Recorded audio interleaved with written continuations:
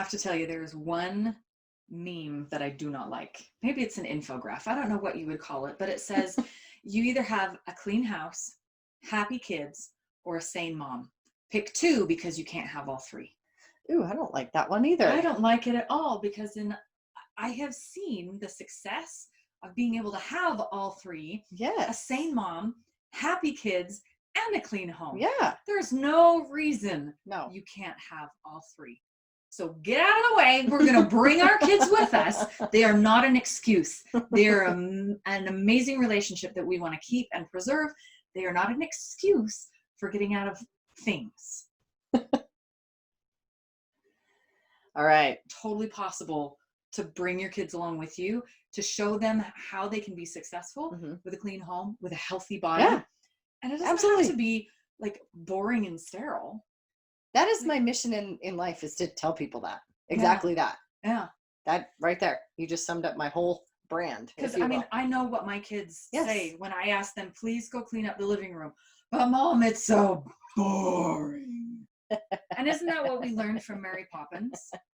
Like, they were cleaning up their bedroom, but they got to sing like a spoonful of sugar makes the medicine go down. Like, there are fun ways of doing what you need to get done.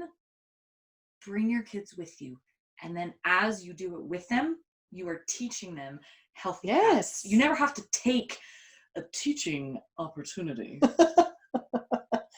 Well, it is a great teaching opportunity. Like, no teaching opportunity ever has to be this formal. Like, you just teach them as you go. You bring them with you. There's another, it's a great, it was not teaching, it's educational opportunity. Coaching moment. There you go. Vomits. No, dude, monkey see, monkey do. Yeah. If you are showing your children that it's possible to be happy, it is possible to be organized, it is possible to have a clean kitchen, it is possible to also be kind to one another, guess what they're going to do? They're going to copy you. Yep. We always hear that old adage that your kids will do what you do and not what you say. Yeah. Right? Yeah. So if you're showing them that it's too hard to keep everything clean and it's so stressful to be able to work out and I can't do it all, they are going to grow up with that idea. And this is a great opportunity, especially when everybody's at home all day, every day together in the same house. Take this as a great opportunity to create some new habits, some new memories. Maybe now every day at 10 a.m., we all go for our outdoor recess fun time or whatever you want to call it. Family exercise time, family activity time, whatever. Yeah, every day at 10 a.m., that's what we do. And every day at the end of the day, we play, what did my mom always call it? 52 pickup. Yeah. 52 pickup. Yeah. And it comes from you throwing 52 cards in the air and whoever can pick up the most cards. But that was how she called picking up the house. 52 pickup, and we'd run around the house and we'd clean up everything we could find. So make it fun. 52 pickup time every day, 3 o'clock. So there's a little neighbor girl that lives next to us. And before she couldn't come over, I knew that we had to clean up the house, and I knew that it was going to be drudgery and miserable if each kid went into their own room and had to pick up all their stuff. Mm-hmm. So even with the little neighbor girl there, I said, hey, here's what we're going to do. And this was so we had only just gotten an Echo Dot. Mm-hmm. And so it was the new fun toy. Yes. So I said, everybody gets to choose one song when we're in the room. And by the time those songs are done, the whole room is going to be done. I love it. And so they got to listen to their favorite songs. Like, some of them made me twitch. But we got to listen to their favorite song, and they got to go through each of the kids' rooms. So I have 3 kids, so we got to go through each room. So we listened to one song from each of them in each room. And it was so much fun because all of a sudden somebody else was helping them clean their room while they got to listen to all their favorite songs.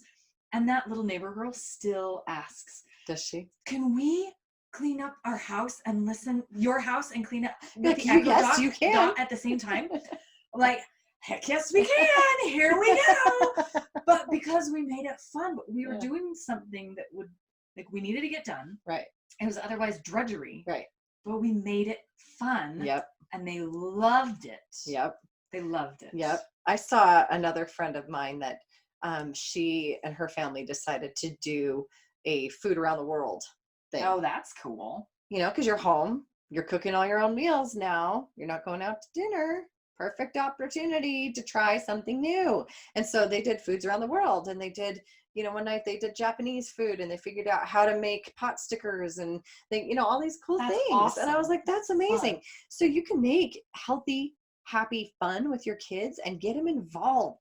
And I'll tell you what, a kid that makes a meal with you is more than happy to eat it, even if it has vegetables, even if it has mushrooms, even if it has all those things. If they chopped it and they stirred it, Oh, and they will they take so much pride. so much pride, and then they think it's the most amazing thing they've ever eaten. They just love it. They just love it. And so make it fun. Try a new food every day, or try a new workout every day. You can Google, you know, craziest partner workouts, you know, and maybe it's doing push-ups with your kid on your back, and then you're putting them on your legs and you're doing leg presses with them in the air or something, you know. I mean, there's so many, there was some talk about not needing any weights, put your kid on your legs and do some leg presses. So we do what's called horsey rides to work on my quads, because my quads have major issues. So yeah, I do. I lay on my back, and my kids sit on my feet, and I launch them up over my head. Yeah, that's a good workout. Oh man. Yeah. But it is like, it's fun for them, but it's showing them that I can still do exercise while including them, but I'm not exercising simply because I can't go to the gym. Right. Or because your kids are home all day and you have to entertain them. Kill two birds with one stone. Entertain the kids, show them some positive habits that they can develop, and make it a fun thing for everybody, you know, and make it a fun schedule. I think it's the coolest idea ever to just make a list of the craziest, wildest things. And you can even let your kids pick something, you know. Today we're going to do our healthy minute, you know, so pick something, pick a random fact. You can Google something, you know, pick some random facts about your body. Your liver does this or whatever. They'll geek out on it. They'll think it's super fun. And then they'll learn, and then they start to appreciate their own bodies and how they function, and they start to enjoy that. And then you can carry that back into our new reality, because y'all know we're not going back. That's done. That's done. It's gone. So we're going to carry forward with some more positive, awesome things and make it the best of a crazy situation. Well, and with that, we can help break stigmas. We can help, you know, with some of the myths that we talked about last month. You know, we can break those stigmas of image and what it means to be fit. You know, you don't call a kid fat simply because, you know, he doesn't have biceps. That's not, you know, so we can break stigmas if we're doing this with our kids. And if we're doing it consistently, like the example I gave last week, it was the consistency in my kids' closets that led to that change, where now, you know, they can self-edit their closets and they can say, hey, Mom, I'm done with these pants. So make it fun, or at least if you can't make it fun, remove the negative emotion.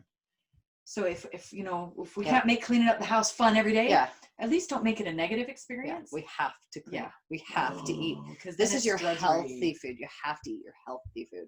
If you freeze it like that, they're going to hate it for the rest of their life. My daughter had a teacher once, and she called it your growing food. Oh, there you go. And I liked that. She goes, you have to eat your growing food first, and then you can have your treat or whatever. And I liked that because it wasn't a negative connotation, but it also didn't make it seem like, you know, it was too good for you. Because, you know, because heaven forbid we should actually like broccoli. But there's definitely, there's a lot of wisdom to just demonstrating to your kids that this is what a healthy marriage looks like. This is what a healthy family looks like. This is what healthy food looks like. This is what it's fun to make it. It's fun to eat it. It's fun to do it together. You know, I love grossing my kids out by kissing my husband, and isn't that the grossest thing for them? Oh, they get so uncomfortable, but you know, deep down inside, it fills their little hearts. They just feel so safe and so secure knowing that Mom and Dad are connected and they love each other, and they may get grossed out and make all kinds of weird noises. But, you know, maybe it's family hug time, you know, here, come on in, let's all hug.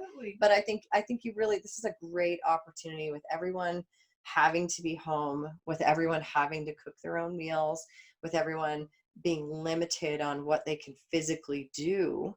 Now is an opportunity to get really creative, really, and to try things. I mean, I know I went to the bike shop And the bikes are sold out. Yeah, I went to go get new inner tubes for my son's tires, and the shelves were empty. And I was talking to the owner, and he's like, we can't even get bikes. And it's because people are suddenly realizing that biking is fun. That makes me happy and sad. Yeah. I'm very happy that people have discovered that biking is fun. It makes me sad they didn't figure it out until now. That it took a global pandemic for you to figure out that riding a bike is more fun than Netflix. But I mean, whatever does it for you, whatever gets you there. But it's fun. I'm glad you're out riding bikes with your family.